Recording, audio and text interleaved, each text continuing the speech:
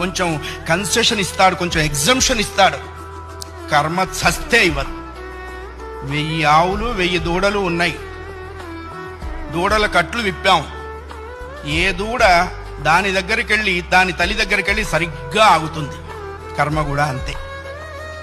అవశ్యం అనుభోక్తవ్యం కృతం కర్మ శుభాశుభం.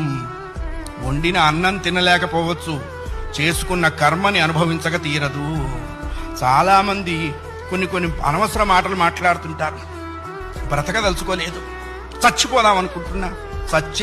చావుడేటువంటిది ఏదో ఏటీఎం కార్డు పెట్టంగానే డబ్బులు వచ్చినంత ఈజీ అనుకుంటాడు. నువ్వు అనుకోంగానే చచ్చిపోతే నువ్వు చేసిన కర్మ అంతా ఎవడు అనుభవిస్తాడు? కర్మానుభవం అనుభవించడం కోసమైనా అది నిన్ను బ్రతికిస్తుంది. నీ ఇండివిజువల్ ఐడియాస్తో నువ్వు బ్రతకవో ధర్మశాస్త్రం చెప్పింది.